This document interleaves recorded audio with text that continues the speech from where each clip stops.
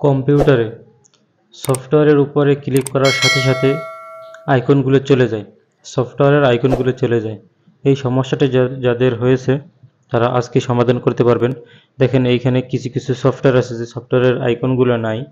হ্যাঁ, সেই লোগোগুলো এখান থেকে অটোমেটিক্যালি চলে গেছে। দেখেন এখানে ডাবল ক্লিক করার সাথে সাথে এই যে আরডিনো আইডি যে সফটওয়্যার, এই সফটওয়্যারের লোগোটা চলে গেছে।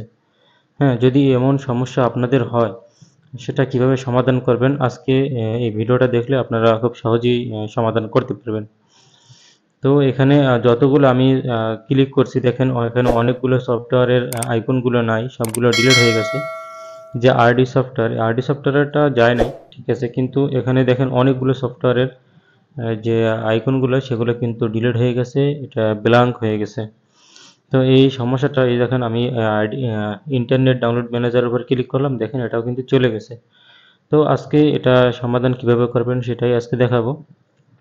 তো চলুন দেখা যাক কিভাবে এটা সমাধান করলাম। এজন্য সর্বপ্রথম আমাদের যেতে হবে সার্চ বারে। তো আমি এখান থেকে এবার যাব সার্চ বারে। তো সার্চ বারে আসার পর এখানে লিখবো রান। তো আপনারা এটা খুব সহজেই কিন্তু উইন্ডোজ প্লাস আর ক্লিক করার সাথে সাথে এটা চলে আসবে। তো আমি সরাসরি রানে করলাম। তো এখানে লিখবেন অ্যাপ ডাটা। অ্যাপ ডাটা আমি এটা স্ক্রিনের উপরে লিখে দেব। তো এখানে ক্লিক করার পর এই পেজে আপনাদের নিয়ে আসবে। হ্যাঁ, এখানে নিয়ে আসবে সরাসরি। দেখেন অ্যাপ ডাটা, এখান থেকে আমি যাব ভিউতে। ভিউতে যাওয়ার পর এখানে হিডেন যেটা আছে, হিডেন এটা টিক মার্ক যদি থাকে এটা উঠিয়ে দিবেন। উঠিয়ে দেওয়ার পরে এখানে এবার যাবেন লোকাল। লোকালের উপরে ক্লিক দেওয়ার পর একদম নিচে চলে যাবেন, একদম নিচে। দেখেন এখানে আমাদের এখানে কিছুই নাই। তো এইরকম দেখেন এই যে আমি সাইডে দেখিয়ে দিতেছি যে ব্ল্যাঙ্ক কিছু ফাইল থাকবে। হ্যাঁ, এখানে নিচে একদম সর্ব ফোল্ডারের নিচে কিছু ব্ল্যাঙ্ক ফাইল থাকবে, সেই ব্ল্যাঙ্ক ফাইলগুলো ডিলিট করে দিবেন। সেটা ডিলিট না করলে কিন্তু হবে না, অবশ্যই ডিলিট করে দিবেন। যে কয়টা থাক, আমার এখানে 3টা ছিল, আমি সেই 3টা ফাইল আমি এখান থেকে ডিলিট করে দিছি।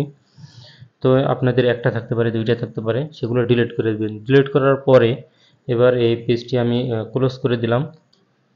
ক্লোজ করার পরে এবার আমাদের যেতে হবে টাস্ক ম্যানেজার। টাস্ক ম্যানেজারে যাওয়ার পর এখান থেকে আমরা খুঁজে বের করব ফাইল এক্সপ্লোরার।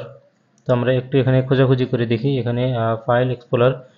তো আমি আগেই বলে দিই এখানে যে ফাইলের কথা বলছিলাম সেই ফাইলগুলো কিন্তু আমি ডিলিট করে দিছি, যার কারণে আমি আপনাদের দেখাতে পারিনি।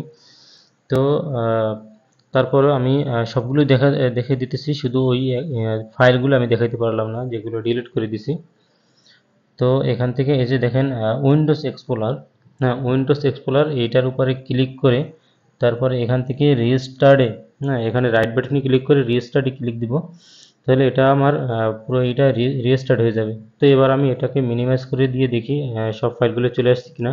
দেখেন যে কিছু কিছু ফাইল কিন্তু অলরেডি চলে আসছে, যেমন আরডিনো আইডি সফটওয়্যারটা চলে আসছে, আর কিছু কিছু ফাইলগুলো আস্তে আস্তে আইকনগুলো চলে আসছে। তো এইভাবে সবগুলো আস্তে আস্তে চলে আসবে। তো আশা করি ভিডিওটি ভালো লেগেছে। যদি ভালো লেগে থাকে অবশ্যই একটি লাইক দিয়ে দেবেন এবং আমার চ্যানেলটি সাবস্ক্রাইব করে সাথেই থাকবেন।